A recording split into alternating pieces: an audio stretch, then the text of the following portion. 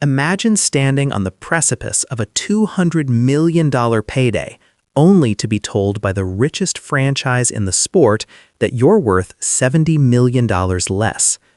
When the New York Yankees, the ultimate embodiment of endless payroll, offer a resurrected former MVP like Cody Bellinger an insulting 5-year, $130 million deal, the baseball world isn't just shocked, it's asking a terrifying question. Have the evil empire's pockets finally run dry? Or is this the most brilliant, cold-blooded negotiation tactic of the century? If you live and breathe pinstripes and are currently calculating precisely how much Cody Bellinger should be worth per WAR, welcome to 617 News, where we're diving deep into the arbitration black hole where the Yankees are betting their future on Bellinger's past. The report from ESPN's Buster Olney hit the wires like a fastball to the ribs. The Yankees, despite their obvious need for a left-handed bat and an elite center fielder, were sticking firm with an offer that barely budged Bellinger's needle, a reported $130 million over 5 years. This is not just a hardball tactic.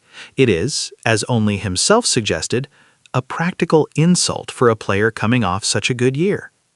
Think about it. Bellinger, in the year prior, earned an AAV of approximately $27 million, yet the Yankees' proposed deal would net him only $26 million annually over the 5-year stretch. The negotiation isn't stalled, it's in a state of suspended hostility, a deadlock fueled by pinstripe arrogance and a profound internal doubt about Bellinger's future value. To understand the Yankees' cold calculus, you have to peer into the mind of their analysts, the data-driven disciples who have replaced the old regime's willingness to simply buy talent. They are looking at Bellinger not as the 2023 comeback kid, but as a risk profile. And the primary risk? The short right field porch at Yankee Stadium. We consulted with our fictional salary cap expert, Dr. Kenji Ito, who specializes in park effects, and he was adamant. The Yankees are negotiating against their own stadium geometry. Ito explains, Bellinger hit 29 home runs last season, a fantastic number. But internal data must show that a statistically significant number of those, perhaps 10 to 12, were Yankee specials, fly balls that would have died on the warning track in San Francisco or Dodger Stadium. The Bronx front office sees those 29 bombs and mentally deducts the ones that required the short porch. They are offering money based on his true offensive profile, not his inflated one. The Yankees believe they are paying for a defensive center fielder who can run and hit for average, but not a guaranteed 30-plus home run slugger, which is what $30 million AAV commands today. Their offer of $130 million essentially says, we value the defense and the resurgence, but we refuse to pay a premium for the volatility inherent in your swing mechanics and your reliance on our park dimensions. This brings us to the core of the conflict, the emotional and strategic breakdown of this standoff. Bellinger, through his agent Scott Boras, is demanding a $200 million contract over 6 or 7 years. They argue, and correctly so, that Bellinger's performance in 2023 was a model conversion. He wasn't just a slugger, he was a holistic player. He posted career-best base running metrics and retained his Gold Glove caliber defense. As a fictional source close to Boras, the Wolf of Boras Corp., was quoted saying, "The Yankees are looking at the ghost of 2021 and 2022, when Cody was broken and hitting below the Mendoza line. They ignore the fact that he completely rebuilt his swing and his body. They call his $26 million AAV an insult, and it is. You don't pay a Gold Glove center fielder who just posted an 880 OPS a discount because he had one bad injury-plagued 2-year stretch." The $130 million offer is paying for the rebound, not the peak. This is where we must introduce the counter-argument and logically dismantle it, because many fans and casual observers might agree with the Yankees, pointing to that deep, dark slump Bellinger experienced. They say, he's too risky. Once a player falls that far, he'll fall again when he hits his early 30s. But the Yankees' own approach refutes this fear. If they genuinely believed he was a ticking time bomb destined for another prolonged slump, they wouldn't offer him 5 years at $130 million. They would offer him a 3-year deal with heavy performance bonuses.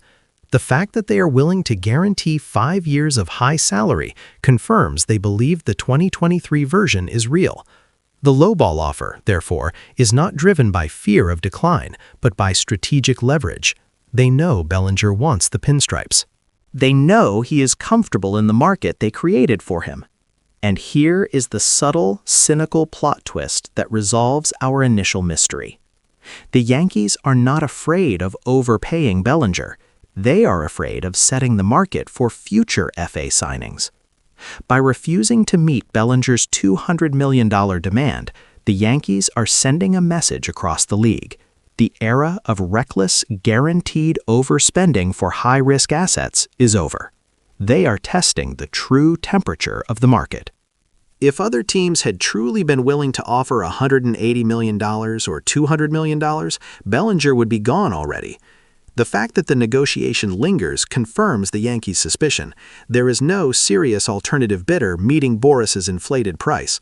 The Yankees are betting that Bellinger, tired of the limbo and eager to commit before spring training, will eventually compromise because the alternative is worse. They are utilizing their brand appeal as the final weapon.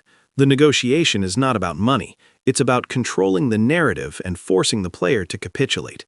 It's a dangerous game, one that recalls the old-school ruthlessness of the organization. But in an era where pitcher contracts are soaring past $300 million and even mid-tier outfielders command $100 million, the Yankees' unwillingness to offer even $150 million to a player of Bellinger's caliber feels jarring, potentially signaling that the overall rising AAV across MLB is forcing even the wealthiest franchises to apply the brakes. It's a moment of profound introspection for Major League Baseball. When the Yankees hold the line, maybe, just maybe, the bubble is reaching its limit. What do you think?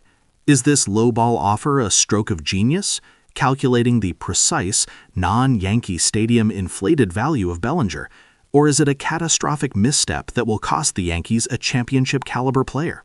Let us know your thoughts in the comments below, and if you want more deep dives into the salary cap wars and the cold mathematics of the game, please like, share, and subscribe to 617 News.